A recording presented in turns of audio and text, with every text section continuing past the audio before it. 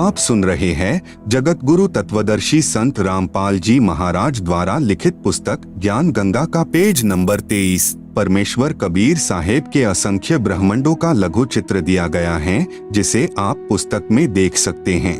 आप सुन रहे हैं जगत गुरु तत्वदर्शी संत रामपाल जी महाराज द्वारा लिखित पुस्तक ज्ञान गंगा का पेज नंबर 24। जैसे गृह मंत्रालय के दस्तावेजों पर हस्ताक्षर करेंगे तो अपने को गृह मंत्री लिखेंगे, वहाँ उसी व्यक्ति के हस्ताक्षर की शक्ति कम होती है। इसी प्रकार कबीर परमेश्वर यानी कबीरदेव की रोशनी में अंतर भिन्न भिन्न लोकों में होता जाता है।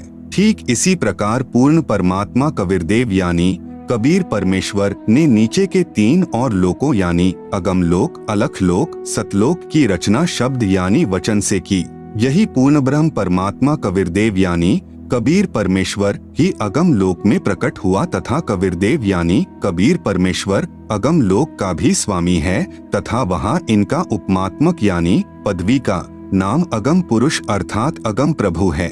इसी अगम प्रभु का मानव सदृश शरीर बहुत तेजोमय है, जिसके एक रोम यानी शरीर के एक बाल की रोशनी खरब सूर्य की रोशनी से भी अधिक है।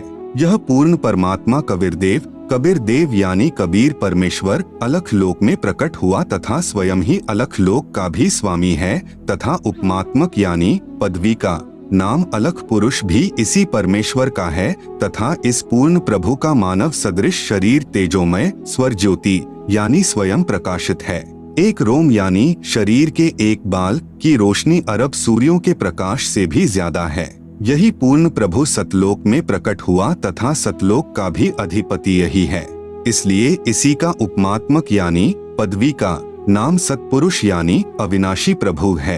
इसी का नाम अकाल मूर्ति, शब्द स्वरूपी राम, पूर्ण ब्रह्म, परम अक्षर ब्रह्म आदि हैं। इसी सतपुरुष कबीरदेव यानी कबीर प्रभु का मानव सदृश शरीर तेजोमय है, जिसके एक रोम यानी शरीर के बाल का प्रकाश करोड़ सूर्यों तथा इतने ही चंद्रमाओं के प्रकाश से भी अधिक है।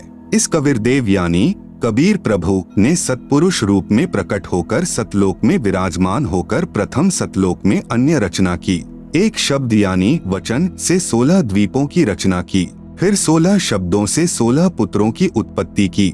एक मानसरोवर की रचना की जिसमें अमृत भरा। 16 पुत्रों के नाम हैं नंबर 1 कूर्म, नंबर 2 ज्ञानी, नंबर 3 विवेक, नंबर 4 तेज, नंबर 5 सहज, नंबर 6 संतोष, नंबर 7 सुरती, नंबर 8 आनंद, नंबर 9 क्षमा, नंबर 10 निष्काम, नंबर 11 जलरंगी, नंबर 12 अचिंत, नंबर 13 प्रेम, नंबर 14 दयाल, नंबर 15 धैर्य, नंबर 16 योग संतायन अर्थात योगजीत। सतपुरुष कबीरदेव ने अपने पुत्र अचिंत को सत्यलोक की अन्य रचना का भार सौंपा तथा शक्ति प्रदान की। अचिंत ने अक्षर पुरुष यानी परब्रह्म की शब्द से उत्पत्ति की तथा कहा कि मेरी मदद करना। अक्षर पुरुष स्नान करने मानसरोवर पर गया, वहाँ आनंद आया तथा सो गया, लंबे समय तक बाहर नहीं आया।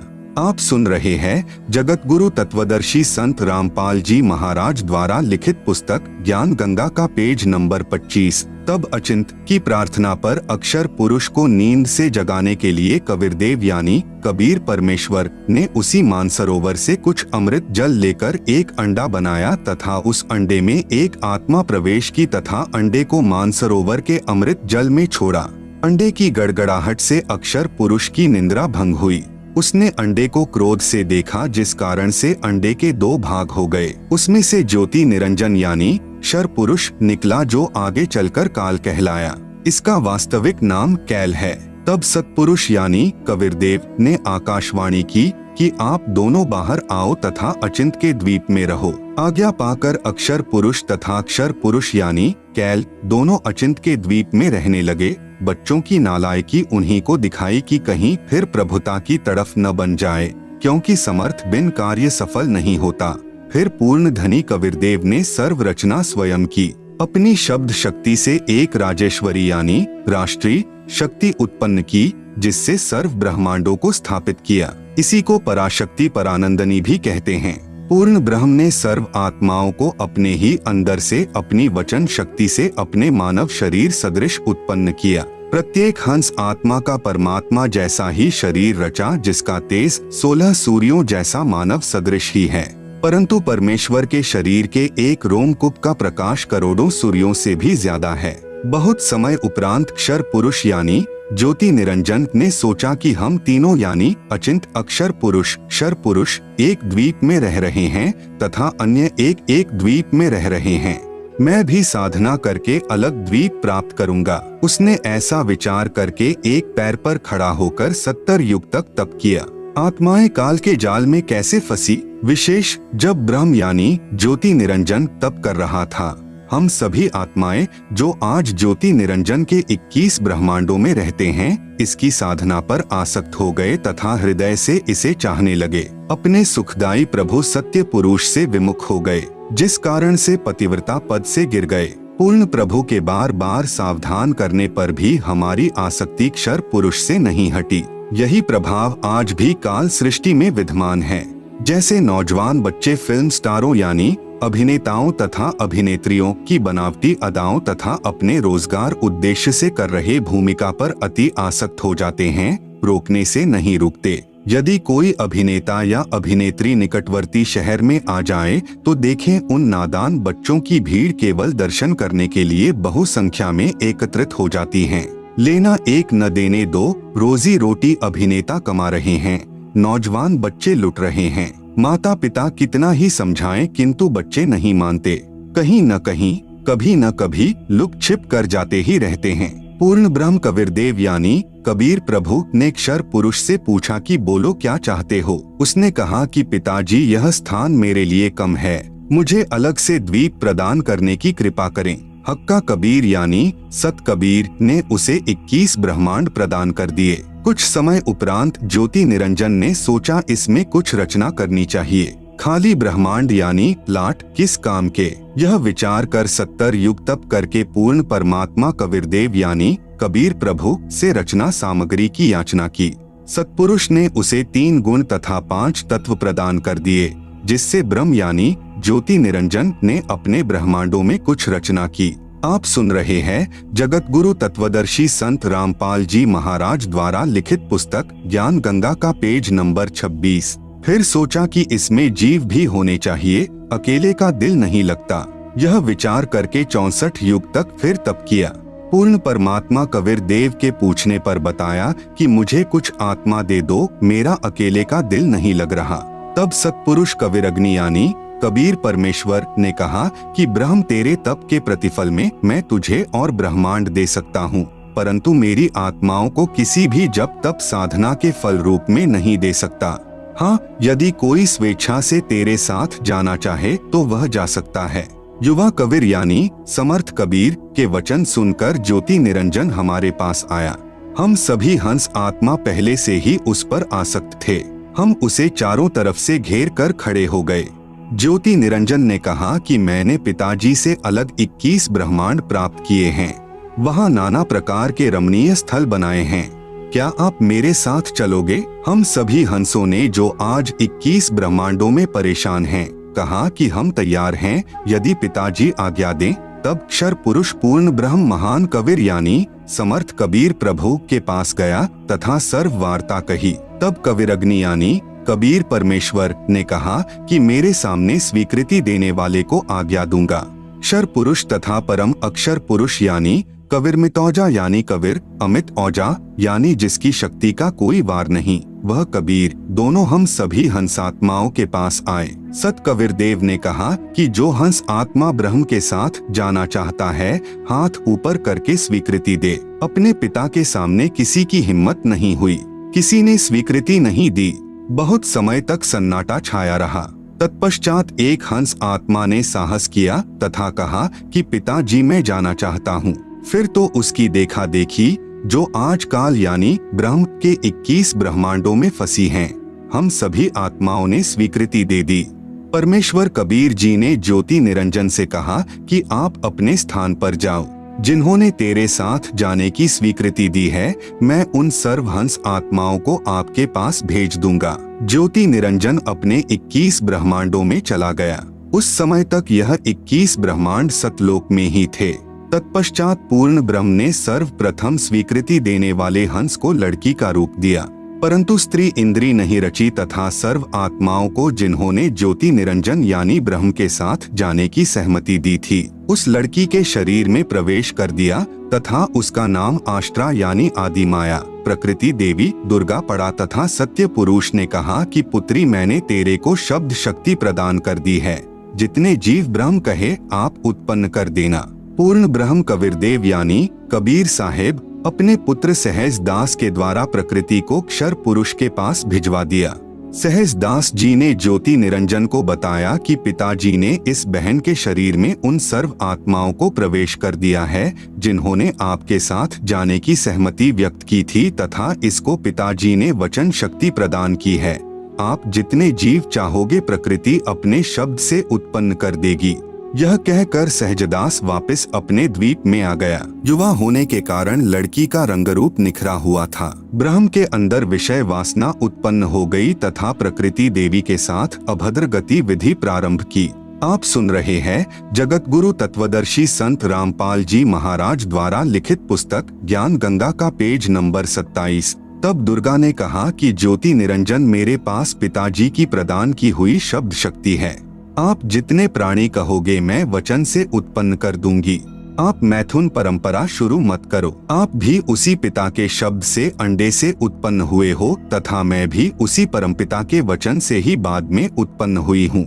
आप मेरे बड़े भाई हो। बहन भाई का यह योग महापाप का कारण बनेगा। परंतु ज्योति निरंजन ने प्रकृति देवी की एक भी प्रार्थना नहीं सुनी तथा अपनी शब्द शक्ति द्वारा नाखूनों से स्त्री इंद्री यानी भग प्रकृति को लगा दी तथा बलात्कार करने की ठानी। उसी समय दुर्गा ने अपनी इज्जत रक्षा के लिए कोई और चारा न देख सूक्ष्म रूप बनाया तथा ज्योति निरंजन के खुले मुख के द्वारा पेट में प्रवेश करके पूर्ण ब्रह्म कबीरदेव से अपनी रक्षा के लिए याचना की। उसी समय कबीरदेव यानी कबीरदेव अपने पुत्र योग संतायन अर्थात जोगजीत का रूप बनाकर वहां प्रकट हुए तथा कन्या को ब्रह्म के उदर से बाहर निकाला तथा कहा कि ज्योति निरंजन आज से तेरा नाम काल होगा।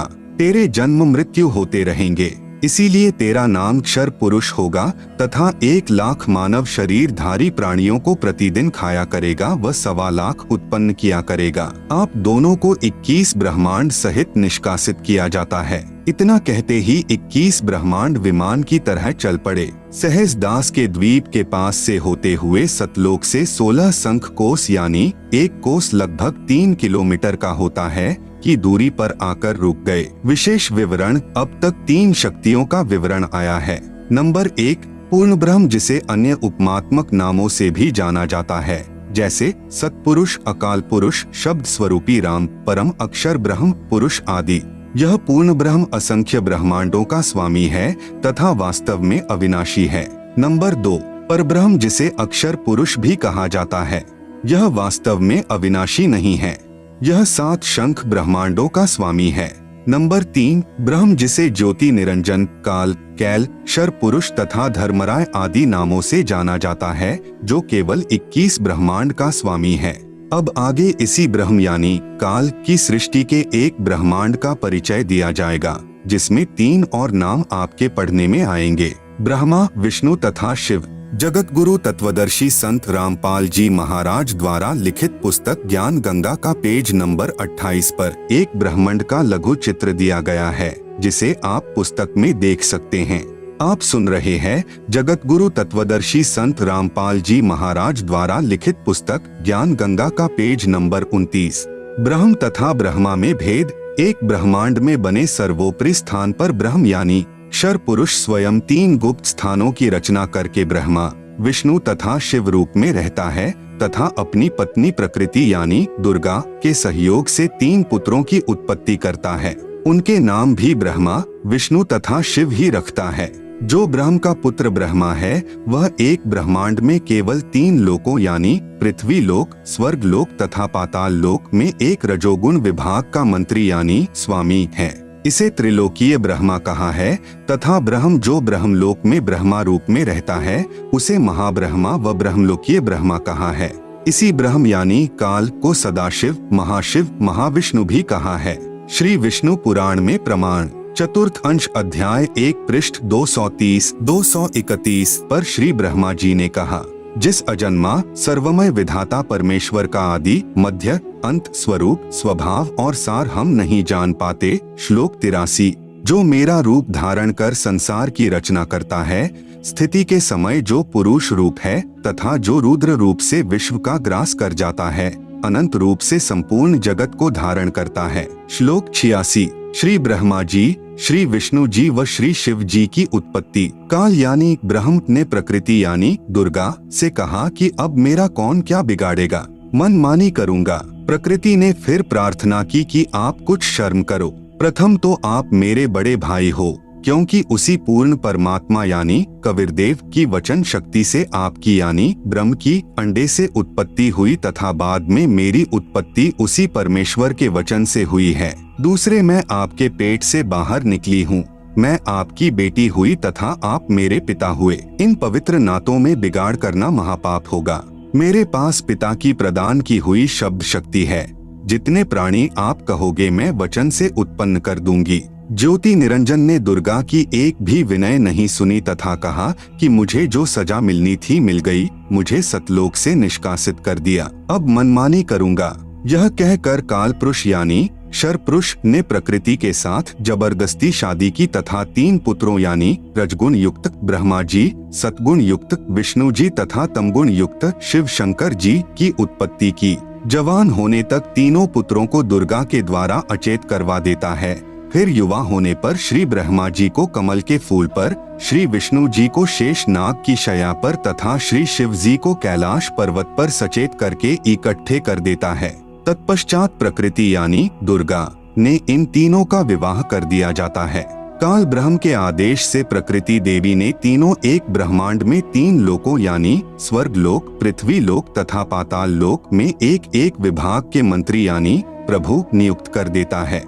जैसे श्री ब्रह्मा जी को रजोगुण विभाग का तथा विष्णु जी को सत्तोगुण विभाग का तथा श्री शिव शंकर जी को तमोगुण विभाग का प्रभु बनाया तथा काल ब्रह्म स्वयं गुप्त यानी महाब्रह्मा, महाविष्णु, महाशिव रूप से मुख्य मंत्री पद को संभालता है।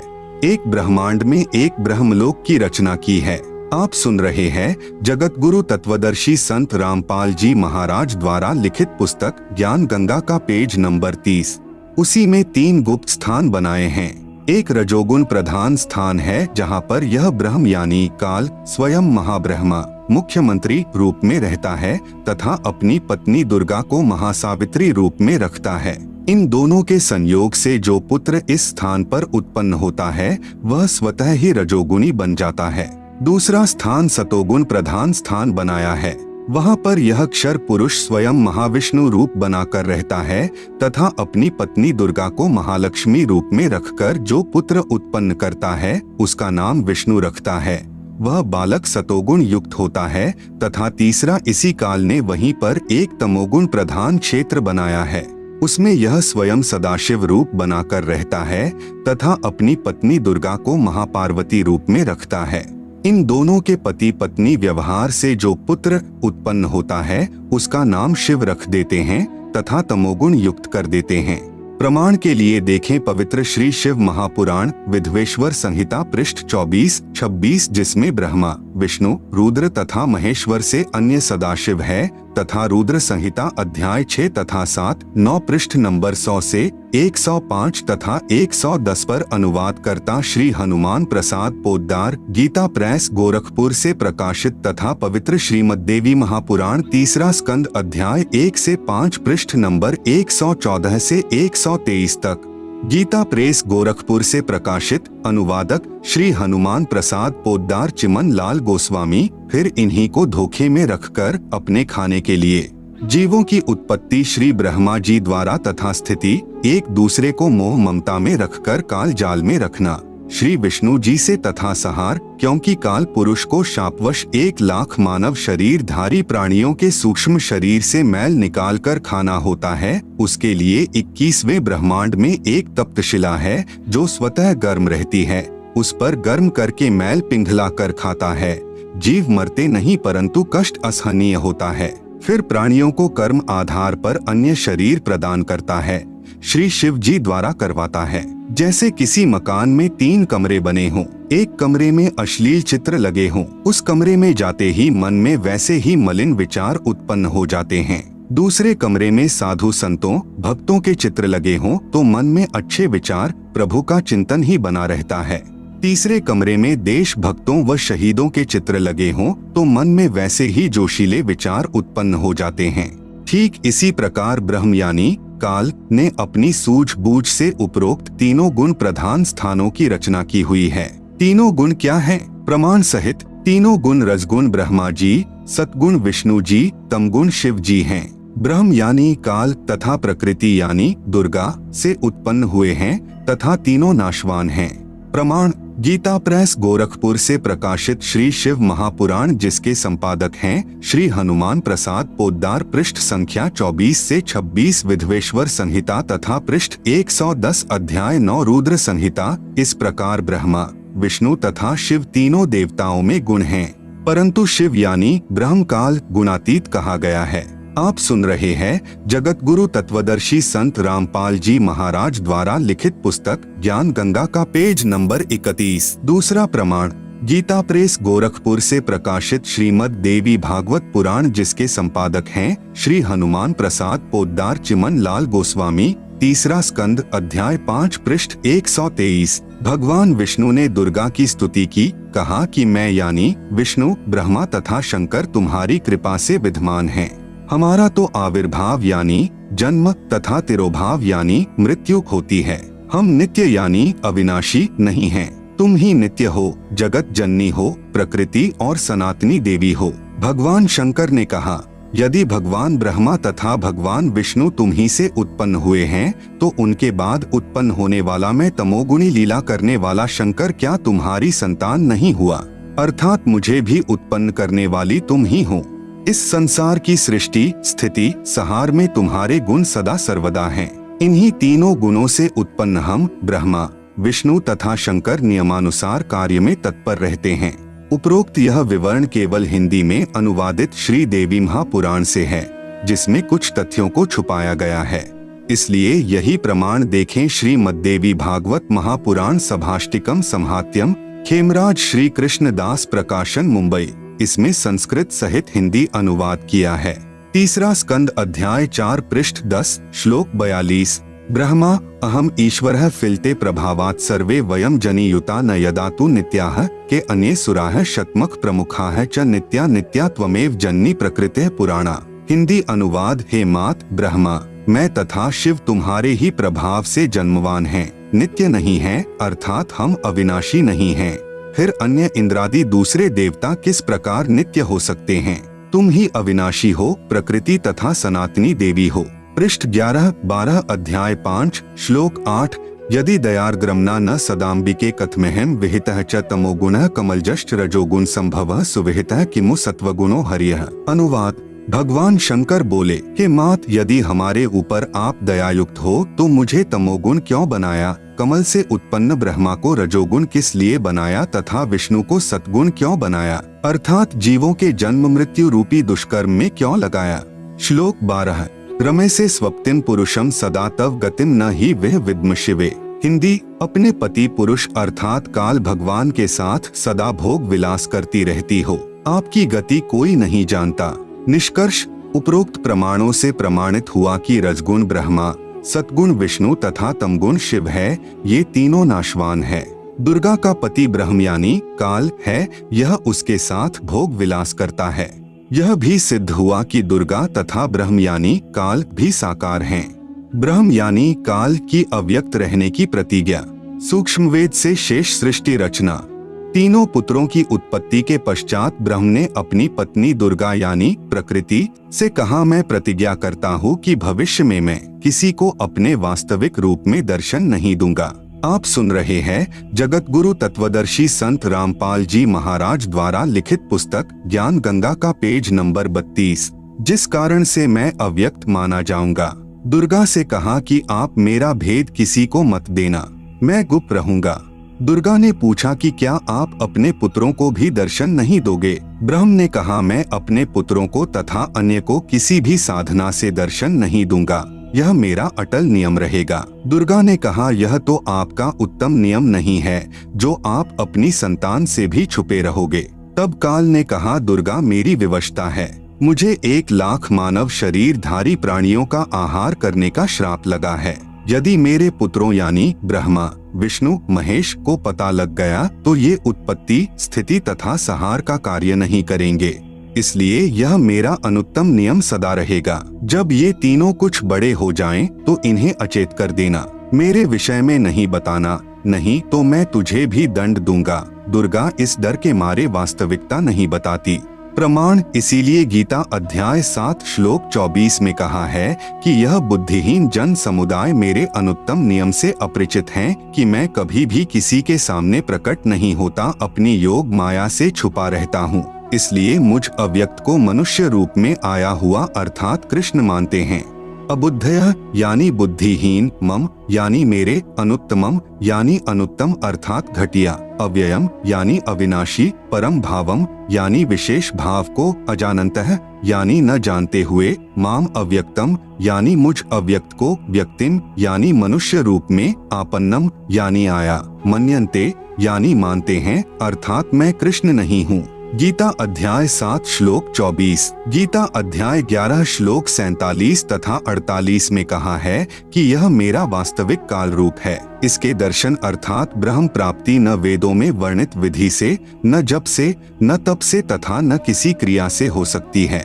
जब तीनों बच्चे युवा हो गए तब माता भवानी यानी प्रकृति अष्टंगी ने कहा कि तुम सागर मंथन करो। प्रथम बार सागर मंथन किया तो ज्योति निरंजन ने अपने श्वासों द्वारा 4 वेद उत्पन्न किए। उनको गुप्त वाणी द्वारा आज्ञा दी कि सागर में निवास करो। 4 वेद निकले वह ब्रह्मा ने लिए। वस्तु लेकर तीनों बच्चे माता के पास आए तब माता ने कहा कि 4 वेदों को ब्रह्मा रखे व पढ़े। नोट, वास्तव में पूर्ण ब्रह्म ने ब्रह्म अर्थात काल को 5 वेद प्रदान किए थे, लेकिन ब्रह्म ने केवल 4 वेदों को प्रकट किया, 5वां वेद छुपा दिया, जो पूर्ण परमात्मा ने स्वयं प्रकट होकर कविर्गिर्भीः अर्थात कबीरवाणी यानी कबीर वाणी द्वारा लोकोक्तियों व दोहों के माध्यम से प्रकट किया है। दूसरी बार सागर मंथन किया तो 3 कन्याएं मिली। माता ने तीनों को बांट दिया। प्रकृति यानी दुर्गा ने अपने ही अन्य 3 रूप यानी सावित्री, लक्ष्मी तथा पार्वती धारण किए तथा समुद्र में छुपा दी।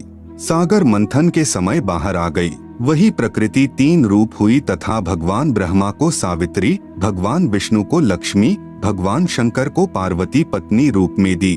तीनों ने भोग विलास किया। सुर तथा असुर दोनों पैदा हुए। आप सुन रहे हैं जगत गुरु तत्वदर्शी संत रामपाल जी महाराज द्वारा लिखित पुस्तक ज्ञान गंगा का पेज नंबर 33। जब तीसरी बार सागर मंथन किया तो 14 रत्न ब्रह्मा को तथा अमृत विष्णु को व देवताओं को, मध यानी शराब असुरों को तथा विष परमार्थ शिव ने अपने कंठ में ठहराया। यह तो बहुत बाद की बात है। जब ब्रह्मा वेद पढ़ने लगा तो पता चला कि कोई सर्व ब्रह्मांडों की रचना करने वाला कुल का मालिक पुरुष यानी प्रभु और है। तब ब्रह्मा जी ने विष्णु जी व शंकर जी को बताया कि वेदों में वर्णन है कि सृजनहार कोई और प्रभु है, परंतु वेद कहते हैं कि भेद हम भी नहीं जानते। उसके लिए संकेत है कि किसी तत्वदर्शी संत से पूछो। तब ब्रह्मा माता के पास आया और सब वृतांत कह सुनाया। माता कहा करती थी कि मेरे अतिरिक्त और कोई नहीं है, मैं ही करता हूँ, मैं ही सर्वशक्तिमान हूँ। परंतु ब्रह्मा ने कहा कि वेद ईश्वर कृत हैं, यह झूठ नहीं हो सकते। दुर्गा ने कहा कि तेरा पिता तुझे दर्शन नहीं देगा, उसने प्रतिज्ञा की हुई है। तब ब्रह्मा ने कहा, माता जी अब आपकी बात पर अविश्वास हो गया है, मैं उस पुरुष यानी प्रभु का पता लगाकर ही रहूंगा। दुर्गा ने कहा कि यदि वह तुझे दर्शन नहीं देगा तो तुम क्या करोगे? ब्रह्मा ने कहा कि मैं आपको शक्ल नहीं दिखाऊंगा। दूसरी तरफ ज्योति निरंजन ने कसम खाई है कि मैं अव्यक्त रहूंगा, किसी को दर्शन नहीं दूंगा, अर्थात 21 ब्रह्मांड में कभी भी अपने वास्तविक काल रूप में आकार में नहीं आऊंगा। गीता अध्याय नंबर 7 का श्लोक नंबर 24। अव्यक्तम व्यक्तिम आपन्नम मन्यन्ते माम अबुद्धयः परम भावम अजानन्तः मम अव्ययम अनुत्तमम। अनुवाद, अबुद्धयः यानी बुद्धिहीन लोग, मम यानी मेरे, अनुत्तमम यानी अश्रेष्ठ, अव्ययम यानी अटल, परम यानी परम, भावम यानी भाव को, अजानन्तः यानी न जानते हुए, अव्यक्तम यानी अदृश्यमान, माम यानी मुझे, काल को, व्यक्तिम यानी न रूप आकार में, कृष्ण आपन्नम यानी प्राप्त हुआ, मन्यन्ते यानी मानते हैं। गीता अध्याय नंबर 7 का श्लोक नंबर 25। न अहम प्रकाशः सर्वस्य योगमाया स्मावृतः मूढ़ः अयम न अभिजानाति लोकः माम अजम अव्ययम।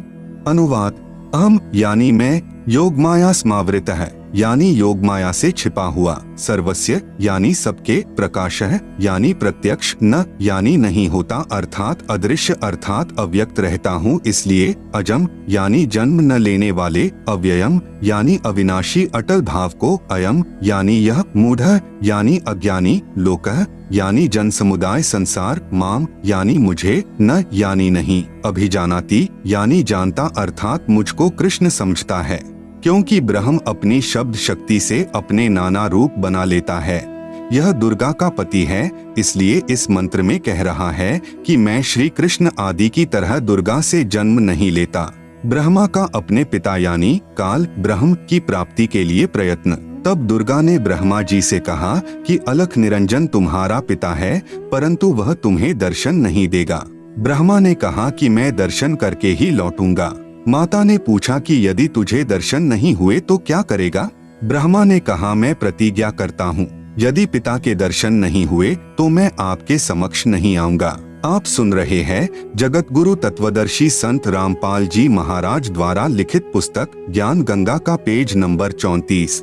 यह कहकर ब्रह्मा जी व्याकुल होकर उत्तर दिशा की तरफ चल दिया, जहाँ अंधेरा ही अंधेरा है। वहाँ ब्रह्मा ने 4 युग तक ध्यान लगाया परंतु कुछ भी प्राप्ति नहीं हुई। काल ने आकाशवाणी की कि जीव उत्पत्ति क्यों नहीं की। भवानी ने कहा कि आपका ज्येष्ठ पुत्र ब्रह्मा जिद करके आपकी तलाश में गया है। ब्रह्मा के बिना जीव उत्पत्ति का सब कार्य असंभव है। ब्रह्म यानी काल ने कहा उसे वापस बुला लो, मैं उसे दर्शन नहीं दूंगा। तब दुर्गा यानी प्रकृति ने अपनी शब्द शक्ति से गायत्री नाम की लड़की उत्पन्न की तथा उसे ब्रह्मा को लौटा लाने को कहा।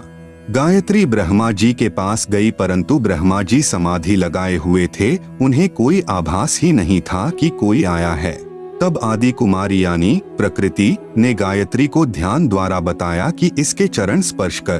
तब गायत्री ने ऐसा ही किया। ब्रह्मा जी का ध्यान भंग हुआ तो क्रोधवश बोले कि कौन पापिन है जिसने मेरा ध्यान भंग किया है, मैं तुझे श्राप दूंगा। गायत्री कहने लगी कि मेरा दोष नहीं है, पहले मेरी बात सुनो तब श्राप देना। मेरे को माता ने तुम्हें लौटा लाने को कहा है क्योंकि आपके बिना जीव उत्पत्ति नहीं हो सकती। ब्रह्मा ने कहा कि मैं कैसे जाऊं, पिताजी के दर्शन हुए नहीं, ऐसे जाऊं तो मेरा उपहास होगा। यदि आप माता जी के समक्ष यह कह दें कि ब्रह्मा को पिता यानी ज्योति निरंजन के दर्शन हुए हैं, मैंने अपनी आंखों से देखा है, तो मैं आपके साथ चलूं। तब गायत्री ने कहा कि आप मेरे साथ संभोग यानी सेक्स करोगे तो मैं आपकी झूठी साक्षी यानी गवाही भरूंगी। तब ब्रह्मा ने सोचा कि पिता के दर्शन हुए नहीं, वैसे जाऊं तो माता के सामने शर्म लगेगी और चारा नहीं दिखाई दिया। फिर गायत्री से रति क्रिया यानी संभोग की। तब गायत्री ने कहा कि क्यों न एक गवाह और तैयार किया जाए। ब्रह्मा ने कहा बहुत ही अच्छा है। तब गायत्री ने शब्द शक्ति से एक लड़की यानी पुहपवती नाम की पैदा की तथा उससे दोनों ने कहा कि आप गवाही देना कि ब्रह्मा ने पिता के दर्शन किए हैं। तब पुहपवती ने कहा कि मैं क्यों झूठी गवाही दूं? हाँ, यदि ब्रह्मा मेरे से रति क्रिया यानी संभोग करे तो गवाही दे सकती हूँ। गायत्री ने ब्रह्मा को समझाया यानी उकसाया कि और कोई चारा नहीं है। तब ब्रह्मा ने पुहपवती से संभोग किया तो तीनों मिलकर आदि माया यानी प्रकृति के पास आए। दोनों देवियों ने उपरोक्त शर्त इसलिए रखी थी कि यदि ब्रह्मा माता के सामने हमारी झूठी गवाही को बता देगा तो माता हमें श्राप दे देगी, इसलिए उसे भी दोषी बना लिया। यहाँ महाराज गरीब दास जी कहते हैं कि दास गरीब यह चूक धुरों धुर। भावार्थ, इस काल यानी ब्रह्म के लोक में यह बुराई प्रारंभ से ही है तथा यहाँ काल के लोक में देवता भी बुराई से अछूते नहीं हैं। जैसे श्री विष्णु जी ने जालंधर राक्षस की पतिव्रता पत्नी तुलसी के साथ धोखा करके उसके साथ रति क्रिया यानी सेक्स करके उसका पतिव्रता भंग किया, भगवान शिव ने भी श्री विष्णु द्वारा मोहिनी रूप धारण करने पर उसके साथ संभोग यानी सेक्स करने के उद्देश्य से उसका हाथ पकड़ा। उसी कारण से श्री शिव का शुक्र यानी वीर्य स्खलित हो गया। श्री विष्णु जी अपने वास्तविक रूप में प्रकट हो गए। आप सुन रहे हैं जगत गुरु तत्वदर्शी संत रामपाल जी महाराज द्वारा लिखित पुस्तक ज्ञान गंगा का पेज नंबर 35। माता दुर्गा द्वारा ब्रह्मा को श्राप देना। ब्रह्मा ने वेदों में पढ़ा यजुर्वेद अध्याय 5 मंत्र 1 अग्नेह तनुह असि, जिसका अर्थ है परमेश्वर तेजोमय शरीर युक्त है। विष्णवे त्वा सोमस्य तनुह असि, अर्थ है सर्व का पालन करने के लिए उस अविनाशी परमात्मा का शरीर है। इसलिए ब्रह्मा ने उन दोनों स्त्रियों को समझा दिया था कि तुम कहना कि परमात्मा मानव सदृश तेजोमय शरीर युक्त है। तब माता ने ब्रह्मा से पूछा, क्या तुझे तेरे पिता के दर्शन हुए? ब्रह्मा ने कहा, हाँ मुझे पिता के दर्शन हुए हैं, वह मनुष्य सदृश तेजोमय शरीर युक्त है। दुर्गा ने कहा, साक्षी बता। तब ब्रह्मा ने कहा, इन दोनों के समक्ष साक्षात्कार हुआ है। देवी ने उन दोनों लड़कियों से पूछा, क्या तुम्हारे सामने ब्रह्म का साक्षात्कार हुआ है? तब दोनों ने कहा कि हाँ, हमने अपनी आंखों से देखा है। फिर भवानी यानी प्रकृति को संशय हुआ कि मुझे तो ब्रह्म ने कहा था कि मैं किसी को दर्शन नहीं दूंगा, परंतु ये कहते हैं कि दर्शन हुए हैं। तब अष्टंगी ने ध्यान लगाया और काल ज्योति निरंजन से पूछा कि यह क्या कहानी है। ज्योति निरंजन जी ने कहा कि ये तीनों झूठ बोल रहे हैं। तब माता ने कहा, तुम झूठ बोल रहे हो। आकाशवाणी हुई है कि इन्हें कोई दर्शन नहीं हुए। यह बात सुनकर ब्रह्मा ने कहा कि माता जी, मैं सौगंध खाकर पिता की तलाश करने गया था, परंतु पिता यानी ब्रह्म के दर्शन हुए नहीं। आपके पास आने में शर्म लग रही थी, इसलिए हमने झूठ बोल दिया। तब माता यानी दुर्गा ने कहा कि अब मैं तुम्हें श्राप देती हूँ। ब्रह्मा को श्राप, तेरी पूजा जग में नहीं होगी। आगे तेरे वंशज होंगे, वे बहुत पाखंड करेंगे, झूठी बात बनाकर जग को ठगेंगे। ऊपर से तो कर्म कांड करते दिखाई देंगे, अंदर से विकार करेंगे। कथा पुराणों को पढ़कर सुनाया करेंगे, स्वयं को ज्ञान नहीं होगा कि सद्ग्रंथों में वास्तविकता क्या है। फिर भी मानवश तथा धन प्राप्ति के लिए गुरु बनकर अनुयायियों को लोकवेद यानी शास्त्र विरुद्ध दंत कथा सुनाया करेंगे। देवी देवों की पूजा करके तथा करवा के दूसरों की निंदा करके कष्ट पर कष्ट उठाएंगे। जो उनके अनुयायी होंगे उनको परमार्थ नहीं बताएंगे, दक्षिणा के लिए जगत को गुमराह करते रहेंगे। अपने आप को सबसे श्रेष्ठ मानेंगे, दूसरों को नीचा समझेंगे। जब माता के मुख से यह सुना तो ब्रह्मा मूर्छित होकर जमीन पर गिर गया। बहुत समय उपरांत होश में आया। गायत्री को श्राप, तेरे कई सांड पति होंगे, तू मृतलोक में गाय बनेगी। पुहपवती को श्राप, तेरी जगह गंदगी में होगी, तेरे फूलों को कोई पूजा में नहीं लाएगा। इस झूठी गवाही के कारण तुझे यह नरक भोगना होगा। तेरा नाम केवड़ा केतकी होगा। हरियाणा में कुसोंधी कहते हैं। यह गंदगी यानी कुर्डियों वाली जगह पर होती है। इस प्रकार तीनों को श्राप देकर माता भवानी बहुत पछताई। आप सुन रहे हैं जगत गुरु तत्वदर्शी संत रामपाल जी महाराज द्वारा लिखित पुस्तक ज्ञान गंगा का पेज नंबर 36। इस प्रकार पहले तो जीव बिना सोचे मन यानी काल निरंजन के प्रभाव से गलत कार्य कर देता है, परंतु जब आत्मा यानी सत्पुरुष अंश के प्रभाव से उसे ज्ञान होता है तो पीछे पछताना पड़ता है। जिस प्रकार माता पिता अपने बच्चों को छोटी सी गलती के कारण ताड़ते हैं क्रोधवश होकर, परंतु बाद में बहुत पछताते हैं, यही प्रक्रिया मन यानी काल निरंजन के प्रभाव से सर्व जीवों में क्रियावान हो रही है। हाँ, यहाँ एक बात विशेष है कि निरंजन यानी काल ब्रह्म ने भी अपना कानून बना रखा है कि यदि कोई जीव किसी दुर्बल जीव को सताएगा तो उसे उसका बदला देना पड़ेगा।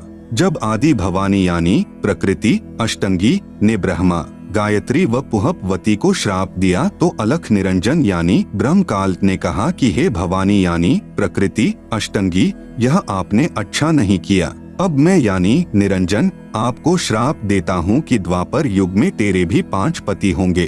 द्रौपदी ही आदिमाया का अवतार हुई है। जब यह आकाशवाणी सुनी तो आदि माया ने कहा कि हे ज्योति निरंजन यानी काल, मैं तेरे वश पड़ी हूँ, जो चाहे सो कर ले।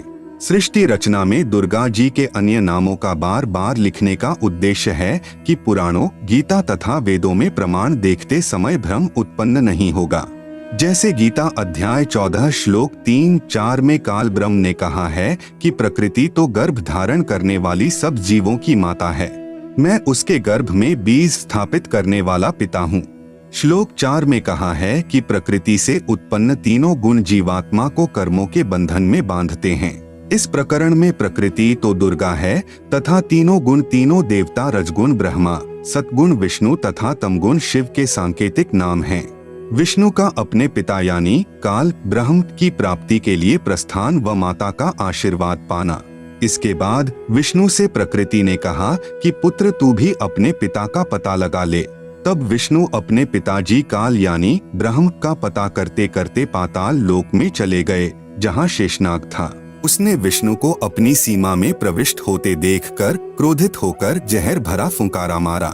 उसके विष के प्रभाव से विष्णु जी का रंग सांवला हो गया, जैसे स्प्रे पेंट हो जाता है। तब विष्णु ने चाहा कि इस नाग को मजा चखाना चाहिए। तब ज्योति निरंजन यानी काल ने देखा कि अब विष्णु को शांत करना चाहिए।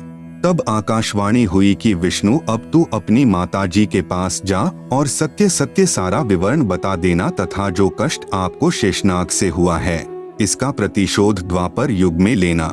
द्वापर युग में आप यानी विष्णु तो कृष्ण अवतार धारण करोगे और कालीदह में कालिंद्री नामक नाग शेषनाग का अवतार होगा।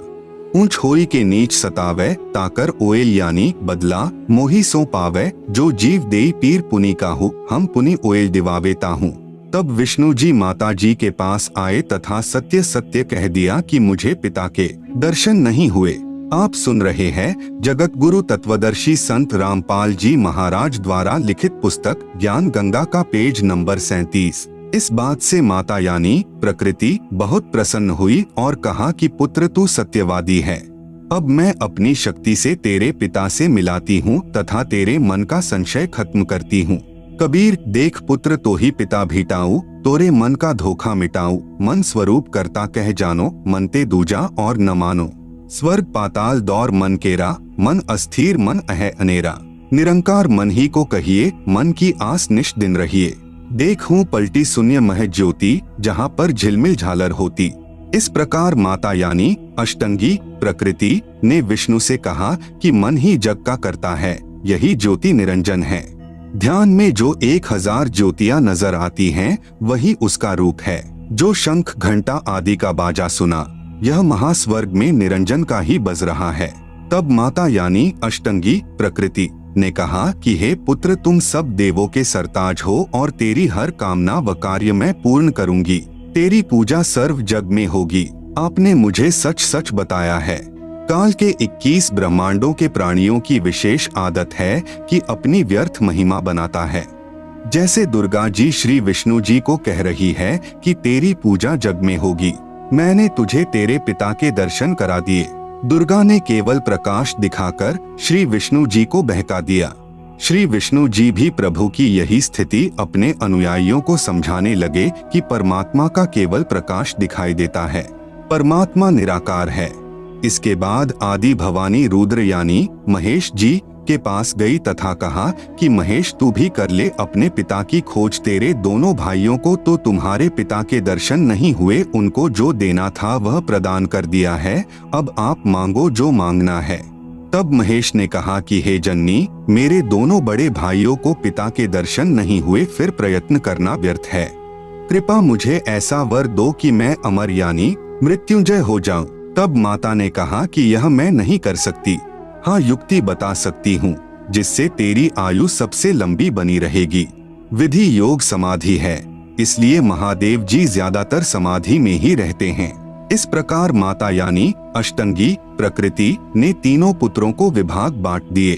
भगवान ब्रह्मा जी को काल लोक में 184 के चोले यानी शरीर रचने यानी बनाने का अर्थात रजोगुण प्रभावित करके संतान उत्पत्ति के लिए विवश करके जीव उत्पत्ति कराने का विभाग प्रदान किया।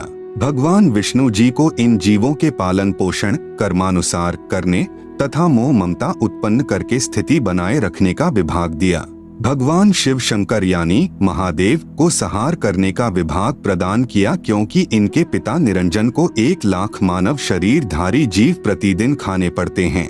यहाँ पर मन में एक प्रश्न उत्पन्न होगा कि ब्रह्मा, विष्णु तथा शंकर जी से उत्पत्ति, स्थिति और संहार कैसे होता है। ये तीनों अपने अपने लोक में रहते हैं। जैसे आजकल संचार प्रणाली को चलाने के लिए उपग्रहों को ऊपर आसमान में छोड़ा जाता है।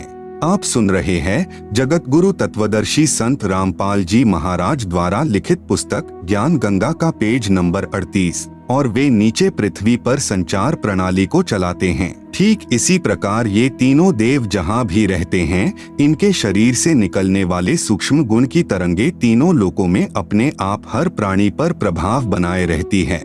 उपरोक्त विवरण एक ब्रह्मांड में ब्रह्म यानी काल की रचना का है। ऐसे ऐसे क्षर पुरुष यानी काल के 21 ब्रह्मांड हैं, परंतु क्षर पुरुष यानी काल स्वयं व्यक्त अर्थात वास्तविक शरीर रूप में सबके सामने नहीं आता। उसी को प्राप्त करने के लिए तीनों देवों यानी ब्रह्मा जी, विष्णु जी, शिव जी को वेदों में वर्णित विधि अनुसार भरसक साधना करने पर भी ब्रह्म यानी काल के दर्शन नहीं हुए। बाद में ऋषियों ने वेदों को पढ़ा। उसमें लिखा है कि अग्नेय तनूर असि, पवित्र यजुर्वेद अध्याय 1 मंत्र 15 परमेश्वर सशरीर है, तथा पवित्र यजुर्वेद अध्याय 5 मंत्र 1 में लिखा है कि अग्नेय तनूर असि विष्णवे त्वा सोमस्य तनूर असि। इस मंत्र में 2 बार वेद गवाही दे रहा है कि सर्वव्यापक सर्वपालन करता सत्पुरुष सशरीर है। पवित्र यजुर्वेद अध्याय 40 मंत्र 8 में कहा है कि कबीर मनीषी यानी जिस परमेश्वर की सर्व प्राणियों को चाह है, वह कबीर अर्थात कबीर है। उसका शरीर बिना नाड़ी यानी अस्नाविरम का है। शुक्रम यानी वीर्य से बनी 5 तत्व से बनी भौतिक अकायम यानी काया रहित है। वह सर्व का मालिक सर्वोपरि सत्यलोक में विराजमान है। उस परमेश्वर का तेजपुंज का स्वर ज्योति यानी स्वयं प्रकाशित शरीर है, जो शब्द रूप अर्थात अविनाशी है। वही कबीरदेव यानी कबीर परमेश्वर है, जो सर्व ब्रह्मांडों की रचना करने वाला विधाता यानी सर्व ब्रह्मांडों का रचनहार, स्वयंभूः यानी स्वयं प्रकट होने वाला, यथा तथ्य अर्थान यानी वास्तव में, शाश्वत यानी अविनाशी है। गीता अध्याय 15 श्लोक 17 में भी प्रमाण है। भावार्थ है कि पूर्ण ब्रह्म का शरीर का नाम कबीर यानी कबीरदेव है। उस परमेश्वर का शरीर नूर तत्व से बना है। परमात्मा का शरीर अति सूक्ष्म है, जो उस साधक को दिखाई देता है जिसकी दिव्य दृष्टि खुल चुकी है। इस प्रकार जीव का भी सूक्ष्म शरीर है, जिसके ऊपर 5 तत्व का खोल यानी कवर अर्थात 5 तत्व की काया चढ़ी होती है, जो माता पिता के संयोग से शुक्रम यानी वीर्य से बनी है। शरीर त्यागने के पश्चात भी जीव का सूक्ष्म शरीर साथ रहता है।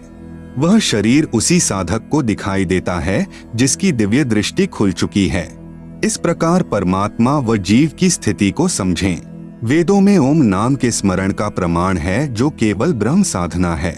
इस उद्देश्य से ओम नाम के जाप को पूर्ण ब्रह्म का मानकर ऋषियों ने भी हजारों वर्ष हठ योग करके यानी समाधि लगाकर प्रभु प्राप्ति की चेष्टा की, परंतु प्रभु दर्शन नहीं हुए। सिद्धियां प्राप्त हो गई।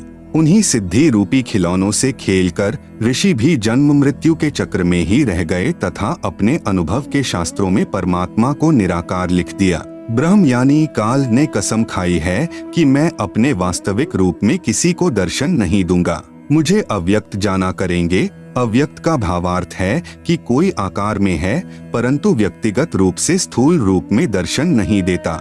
जैसे आकाश में बादल छा जाने पर दिन के समय सूर्य अदृश्य हो जाता है, वह दृश्यमान नहीं है।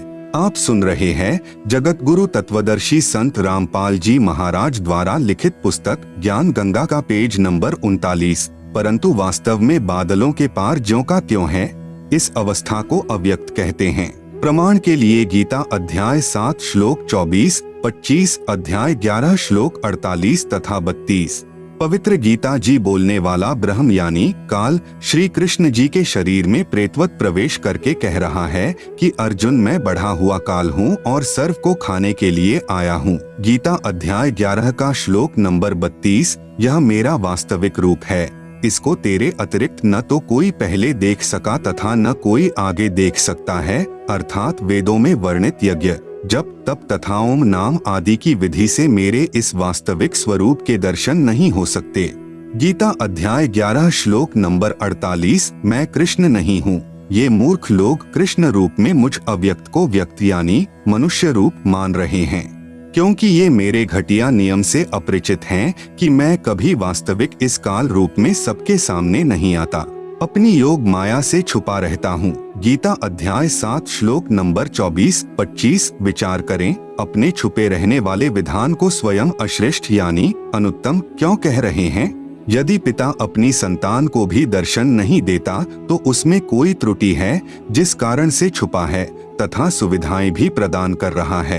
काल यानी ब्रह्म को श्रापवश 1 लाख मानव शरीरधारी प्राणियों का आहार करना पड़ता है तथा 25% प्रतिदिन जो ज्यादा उत्पन्न होते हैं उन्हें ठिकाने लगाने के लिए तथा कर्म भोग का दंड देने के लिए 84 लाख योनियों की रचना की हुई है। यदि सबके सामने बैठकर किसी की पुत्री, किसी की पत्नी, किसी के पुत्र माता पिता को खाएगा तो सर्व को ब्रह्म से घृणा हो जाए तथा जब भी कभी पूर्ण परमात्मा कविरग्नि यानी कबीर परमेश्वर स्वयं आए या अपना कोई संदेशवाहक यानी दूत भेजे तो सर्व प्राणी सत्य भक्ति करके काल के जाल से निकल जाएं। इसलिए धोखा देकर रखता है तथा पवित्र गीता अध्याय 7 श्लोक 18, 24, 25 में अपनी साधना से होने वाली मुक्ति यानी गति को भी अनुत्तमाम यानी अति अश्रेष्ठ कहा है तथा अपने विधान यानी नियम को भी अनुत्तम यानी अश्रेष्ठ कहा है। प्रत्येक ब्रह्मांड में बने ब्रह्मलोक में एक महास्वर्ग बनाया है। महास्वर्ग में एक स्थान पर नकली सतलोक, नकली अलख लोक, नकली अगम लोक तथा नकली अनामी लोक की रचना प्राणियों को धोखा देने के लिए प्रकृति यानी दुर्गा आदि माया द्वारा करवा रखी है। कबीर साहेब का एक शब्द है, कर नैनो दीदार महल में प्यारा है, में वाणी है कि काया भेद किया निर्वारा, यह सब रचना पिंड मंझारा है। माया अविगत जाल पसारा, सो कारीगर भारा है। आदि माया किन्ही चतुराई, झूठी बाजी पिंड दिखाई, अविगत रचना रची अंड माही वाका प्रतिबिंब दारा है। एक ब्रह्मांड में अन्य लोकों की भी रचना है, जैसे श्री ब्रह्मा जी का लोक, श्री विष्णु जी का लोक, श्री शिव जी का लोक, जहाँ पर बैठकर तीनों प्रभु नीचे के 3 लोकों यानी स्वर्गलोक अर्थात इंद्र का लोक, पृथ्वी लोक तथा पाताल लोक पर एक एक विभाग के मालिक बनकर प्रभुता करते हैं। जगत गुरु तत्वदर्शी संत रामपाल जी महाराज द्वारा लिखित पुस्तक ज्ञान गंगा का पेज नंबर 40 पर ब्रह्मलोक का लघु चित्र तथा पेज नंबर 41 पर ज्योति निरंजन यानी काल ब्रह्म के लोक यानी 21 ब्रह्मांड का लघु चित्र दिया गया है, जिसे आप पुस्तक में देख सकते हैं। आप सुन रहे हैं जगत गुरु तत्वदर्शी संत रामपाल जी महाराज द्वारा लिखित पुस्तक ज्ञान गंगा का पेज नंबर 42 तथा अपने पिता काल के खाने के लिए प्राणियों की उत्पत्ति, स्थिति तथा संहार का कार्यभार संभालते हैं। तीनों प्रभुओं की भी जन्म व मृत्यु होती है, तब काल इन्हें भी खाता है। इसी ब्रह्मांड, इसे अंड भी कहते हैं क्योंकि ब्रह्मांड की बनावट अंडाकार है। इसे पिंड भी कहते हैं क्योंकि शरीर यानी पिंड में एक ब्रह्मांड की रचना कमलों में टीवी की तरह देखी जाती है। में एक मानसरोवर तथा धर्मराय यानी न्यायाधीश का भी लोक है तथा एक गुप्त स्थान पर पूर्ण परमात्मा अन्य रूप धारण करके रहता है, जैसे प्रत्येक देश का राजदूत भवन होता है। वहाँ पर कोई नहीं जा सकता। वहाँ पर वे आत्माएं रहती हैं जिनकी सत्यलोक की भक्ति अधूरी रहती है। जब भक्ति युग आता है तो उस समय परमेश्वर कबीर जी अपना प्रतिनिधि पूर्ण संत सतगुरु भेजते हैं। इन पुण्य आत्माओं को पृथ्वी पर उस समय मानव शरीर प्राप्त होता है तथा ये शीघ्र ही सत भक्ति पर लग जाते हैं तथा सतगुरु से दीक्षा प्राप्त करके पूर्ण मोक्ष प्राप्त कर जाते हैं। उस स्थान पर रहने वाले हंस आत्माओं की निजी भक्ति कमाई खर्च नहीं होती। परमात्मा के भंडार से सर्व सुविधाएं उपलब्ध होती हैं। ब्रह्म यानी काल के उपासकों की भक्ति कमाई स्वर्ग महास्वर्ग में समाप्त हो जाती है, क्योंकि इस काल लोक यानी ब्रह्मलोक तथा परब्रह्म लोक में प्राणियों को अपना किया कर्मफल ही मिलता है। क्षर पुरुष यानी ब्रह्म ने अपने 20 ब्रह्मांडों को 4 महाब्रह्मांडों में विभाजित किया है। एक महाब्रह्मांड में 5 ब्रह्मांडों का समूह बनाया है तथा चारों ओर से अंडाकार गोलाई यानी परिधि में रोका है तथा चारों महाब्रह्मांडों को भी फिर अंडाकार गोलाई यानी परिधि में रोका है। 21वें ब्रह्मांड की रचना एक महाब्रह्मांड जितना स्थान लेकर की है। 21वें ब्रह्मांड में प्रवेश होते ही 3 रास्ते बनाए हैं। 21वें ब्रह्मांड में भी बाईं तरफ नकली सतलोक, नकली अलख लोक, नकली अगम लोक, नकली अनामी लोक की रचना प्राणियों को धोखे में रखने के लिए आदि माया यानी दुर्गा से करवाई है तथा दाईं तरफ 12 सर्वश्रेष्ठ ब्रह्म साधकों यानी भक्तों को रखता है। फिर प्रत्येक युग में उन्हें अपने संदेश वाहक यानी संत सतगुरु बनाकर पृथ्वी पर भेजता है, जो शास्त्र विधि रहित साधना व ज्ञान बताते हैं तथा स्वयं भी भक्तिहीन हो जाते हैं तथा अनुयायियों को भी काल जाल में फंसा जाते हैं। फिर वे गुरुजी तथा अनुयायी दोनों ही नरक में जाते हैं। फिर सामने एक ताला लगा रखा है, वह रास्ता काल यानी ब्रह्म के निज लोक में जाता है, जहाँ पर यह ब्रह्म यानी काल अपने वास्तविक मानव सदृश काल रूप में रहता है। इसी स्थान पर एक पत्थर की टुकड़ी तवे के आकार की यानी चपाती पकाने की लोहे की गोल प्लेट सी होती है, स्वतः गर्म रहती है, जिस पर 1 लाख मानव शरीरधारी प्राणियों के सूक्ष्म शरीर को भूनकर उनमें से गंदगी निकालकर खाता है। उस समय सर्व प्राणी बहुत पीड़ा अनुभव करते हैं तथा हाहाकार मच जाती है। फिर कुछ समय उपरांत वे बेहोश हो जाते हैं। जीव मरता नहीं। फिर धर्मराय के लोक में जाकर कर्माधार से अन्य जन्म प्राप्त करते हैं तथा जन्म मृत्यु का चक्कर बना रहता है। आप सुन रहे हैं जगत गुरु तत्वदर्शी संत रामपाल जी महाराज द्वारा लिखित पुस्तक ज्ञान गंगा का पेज नंबर 43। उपरोक्त सामने लगा ताला ब्रह्म यानी काल केवल अपने आहार वाले प्राणियों के लिए कुछ क्षण के लिए खोलता है। पूर्ण परमात्मा के सत्य नाम व सार नाम से यह ताला स्वयं खुल जाता है। ऐसे काल का जाल पूर्ण परमात्मा कबीरदेव यानी कबीर साहेब ने स्वयं ही अपने निजी भक्त धर्मदास जी को समझाया। परब्रह्म के साथ संख ब्रह्मांडों की स्थापना कबीर परमेश्वर यानी कबीरदेव ने आगे बताया है कि परब्रह्म यानी अक्षर पुरुष ने अपने कार्य में गफलत की, क्योंकि यह मानसरोवर में सो गया तथा जब परमेश्वर यानी मैंने अर्थात कबीर साहेब ने उस सरोवर में अंडा छोड़ा तो अक्षर पुरुष यानी परब्रह्म ने उसे क्रोध से देखा।